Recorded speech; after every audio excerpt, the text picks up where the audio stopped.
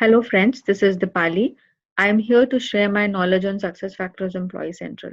And today we will see how to hire an employee in SuccessFactors. This is my SuccessFactors login page. I have already provided my username and password here. I will now log into the system. Once I am logged into the system, I will see search for actions or people. Here I will search for an action which is called as add new employee. You should already have permissions in the manage permission roles for adding the new employee in the system. We will see about the permissions and the roles in another video. Here, I will click on add new employee. We will go to the add new employee page and see here we have different portlets. First is identity, biographical information, employee information, national ID, and there are others like personal information, job information, and compensation information. We will do a basic hire here by providing all the mandatory fields, and the red asterisk that you see here just means that the fields are mandatory. Hire date is the date from which you want to hire the employee in your company. So let's give the hire date as 1st of February 2019. Legal entity is the organization in which you want to hire the employee. We will learn about creating the legal entities in a separate video. Here I will use the already created legal entity. I will use this as my legal entity. Event reasons are the different ways or the different events in which you can hire an employee. Like the acquired employee is the first new hire to your company. The contract employees are those which would be working for some other company and you are hiring those employees for a short period of time. Graduates are usually the interns. Casual employees are those who are already as students, for example, they're already studying and they will be working part-time in your company. Here I will hire this employee as an acquired employee. Let's provide the first name and the last name to this employee. I will give the name as Adam first name and Smith as the last name. The date of birth and country of birth consist of the biographical information. The date of birth is a mandatory field. As you see, there is a red asterisk marked here. I will provide the date of birth, let's say 1st of July 1987, country of birth, maybe you can give as Australia. Next, we'll provide the national ID information. Okay, national ID information is here in the identity section. I will click add here. So I will provide country as Australia and the Australian passport, national ID number. Maybe I'll just give any sample Australian ID. This will also validate the format of your Australian passport, or maybe let's give the driver's license number. So the Australian driver license consists of 8 digits, so I can give any random 8 digits. And acquired date, and let's make it as the primary identity of this employee. After clicking on continue, this shows that the following employee match the data you entered under identification information. So this is coming because there is already an employee in the system with the name as Adam Smith. So we can ignore the matches. Let's consider that we are hiring another employee whose name is also Adam Smith. Global information is again optional thing. If we want, we can give it, else we can ignore as well. Let's give some global information here. Religion of the employee and authenticity, date learned, type of challenge. So type of challenge, if the employee is not physically fit or has some problem, maybe cannot speak properly or have some visual impairments, we can give the type of challenge. So let's provide the email ID of the employee. I will give any sample email ID. And let's mark it as a primary email ID. Phone number information is again optional. If you want, you can delete it from here if you do not want to provide the phone information. Else we can provide the phone number as business mobile. So +61 is the country code for Australia. Let's give the phone number. And we will mark it as primary. Home address is the address of the employee, and we will give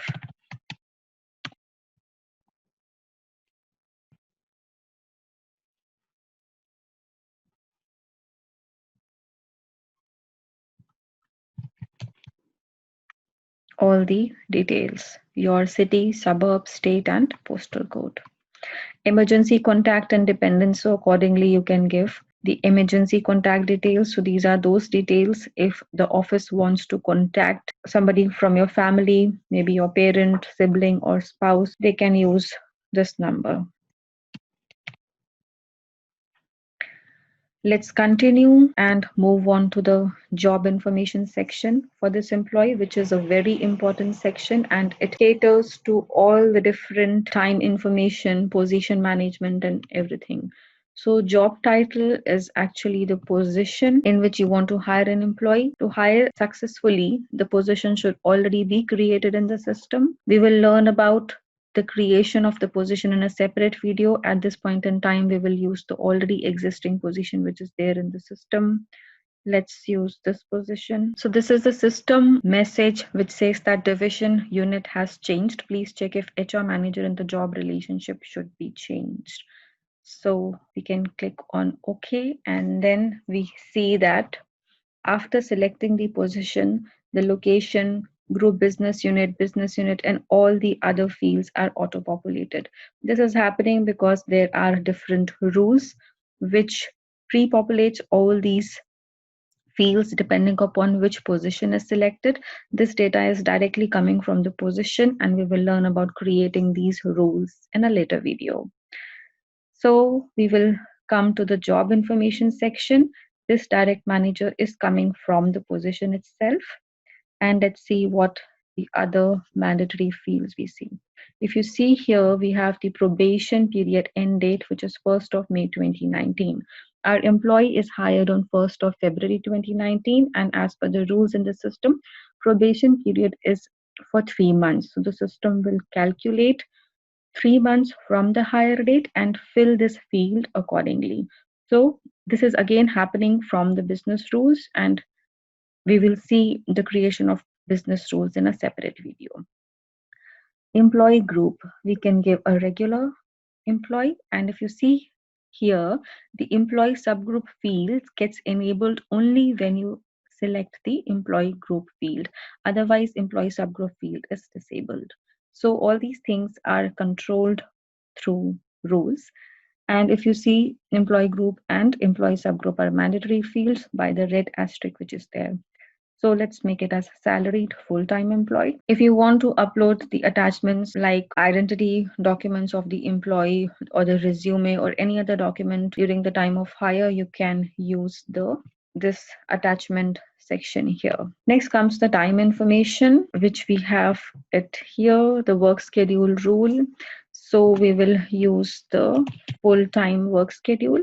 We will see all these objects, how they are created in the system in a separate video. Here we are only focusing how to successfully hire an employee in the system. So let's use this RSFT 7-day, 7.6 hours. So this means that the employee would be working from Monday to Sunday because it is a 7-day work schedule, and every day he will have to work 7.6 hours. So let's use this. So we will be using the time profile, fixed term core FT, and rest is all auto filled. And let's continue. If we want, we can also provide the job relationship. For example, the HR manager of the employee or the matrix manager, learning manager. So we will give the HR manager of the employee here. Let's use test employee here, and then we will continue. So it says that 6 errors occurred. It says that standard weekly hours is required, working days per week, and all these fields are mandatory, which are not being filled here.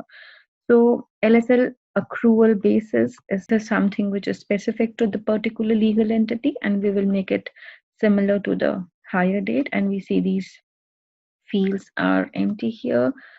Let's provide these fields. Standard weekly hours are 40 hours. Let's make it 40 hours. And working days per week, let's make it 7 because the work schedule that we have selected is 7.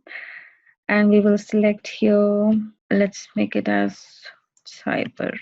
This is the pay scale type in the pay scale area, and this relates to how the employee is being paid, whether he belongs to the sales group or non-sales group. So after filling all the mandatory information, we will click on continue and let's see what happens. So we get an error here. The time recording variant in the job information does not match the time recording variant of the assigned work schedule. So the work schedule that we have assigned here, so the time recording variant here, we have used clock times. It might be possible that the time recording variant of this work schedule would be duration.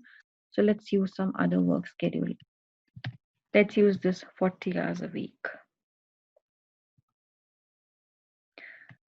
So once all the fields are provided, I'll click on continue. And here comes the last section, which is the compensation information. Here, the payroll area will provide that how the employees are being paid, whether they are paid fortnightly or monthly. So here I'll select fortnightly and click on continue, and you will see that this employee is successfully hired in the system. And if you want to check the employee profile, we can search with the employee name here in the search field, Adam Smith, and you can see this employee. You can see the email ID as well. This is the employee that we hired, and now you can see the employee is successfully hired in the system.